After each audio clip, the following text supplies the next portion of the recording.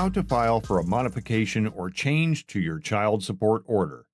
Seeking a change to your child support order is not a difficult task. In fact, it's very simple. However, there are times when changing a child support order can seem not just difficult, but almost impossible. In my experience, the difficulties arise whenever the moving party doesn't know where to begin to deal with the situation or doesn't understand when there is an appropriate time and circumstance to file for modification. Other problems occur when the other party alleges that the moving party has undeclared income or that the visitation time is inaccurate. Another issue can arise when the payee doesn't want to change the support order.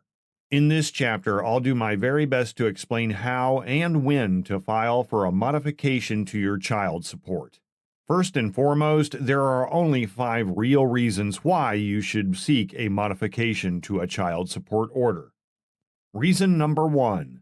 There's been a change, reduction in your income, or a verifiable increase of the other party's income. That change typically should be expected to last for a period of 6 months or longer before you approach the court for a change in the child support order. If you're going to approach the court for a change in support because of an increase in the income of the other party, you must be sure that your findings are correct and verifiable. For example, if the other parent has received an hourly wage increase or obtained a second job, it must be clear that this information can be verified. Verification may not be possible. For instance, let's say that a mother is braiding hair as an informal side hustle for cash. In that situation, it may be difficult to verify. The point is, don't waste your time on assumptions. Some type of evidence is necessary to prove self-employment facts. Take action only if you can prove the facts. Reason number 2. Visitation time with children.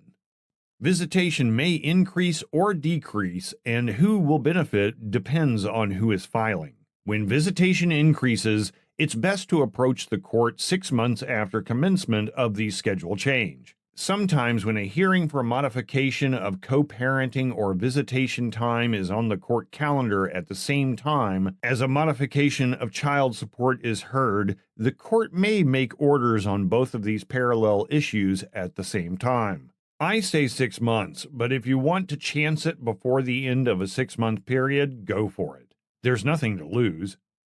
Important note. I recommend that both parties make an ongoing record of the visitation calendar showing exact dates and times when a child was picked up and dropped off. This record keeping is important even if you're following a court order.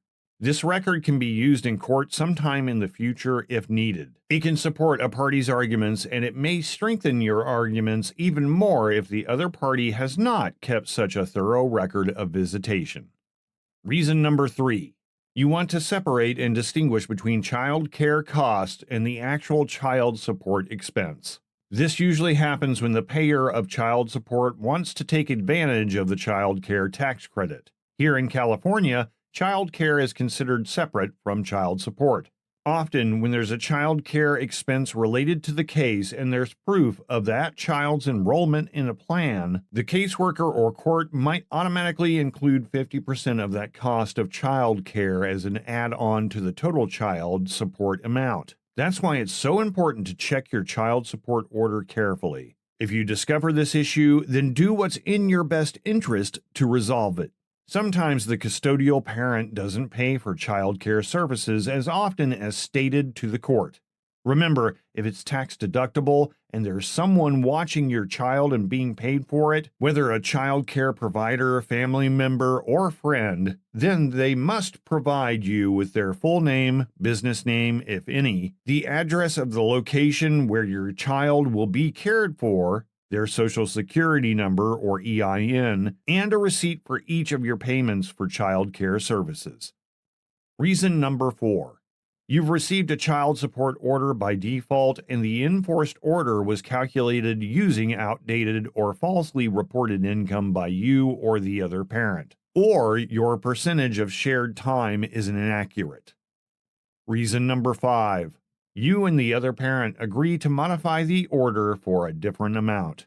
There are 2 ways to modify your child support order. You can modify a child support order in two ways. Either file your request directly through the family law court, which is most preferred, or if the Department of Child Support Service, DCSS, is enforcing your case, then they can offer modification assistance. Going through DCSS, the process can be a time-consuming hassle.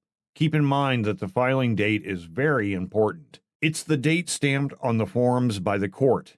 The filing date is important because usually, no matter when your case is heard by the court, when new orders are issued, your child support amount is retroactive back to the date you filed for the modification. For a modification, it's important to understand that the retroactive date is the first day of the month following the filing of the motion. For example, if you file in February, the new order will commence on March 1st. A time-consuming, inconvenient hassle may arise because DCSS usually sends a letter to the other parent notifying them of a modification. They'll request that they complete and return an income and expense form FL-150. The purpose of the notification and the requests is to try to stipulate to a compromised amount in your child support order with the other party prior to seeking a court hearing. The other parent has a right not to participate in this process through DCSS. In my experience, from the time you alert DCSS about the need for a modification to your child support case and the time when DCSS will file forms with the court is approximately 90 days. That's why the best way to get a child support order modified is by going directly through family law court in pro per or with the assistance of an attorney. Although I'm a huge supporter of DCSS, in my experience it could take as long as 6 months to get a modification filed with the family law court, if you are a non-custodial parent. In my opinion, that's simply too long to wait to get your issue put on the court calendar. To reduce the delay, you must complete and file a FL-300, FL-150, and declaration along with copies of your check stubs to begin the process through the court. File the proper forms and you'll be on your way. After filing, make sure that you serve the other party or their attorney. As mentioned above, the filing date is critically important because the court's order will commence on the first day of the month following the filing of your motion. That concludes Chapter 5 from the book Child Support Orders Matter, written by Xavier M. Marshall Sr. We hope that you found the information provided helpful. To receive more helpful information, subscribe to this channel. If you have any questions or comments, you can email us at maddadfam@gmail.com. That's maddadfam@gmail.com. To send a monetary contribution, you can Cash App us at $MakeItHappen007. That's $MakeItHappin007. Venmo at @yourservice951. That's ATYOURSERVICE951. Or send a check or money order to 4192 Brockton Avenue, Suite 203, Riverside, California 92501.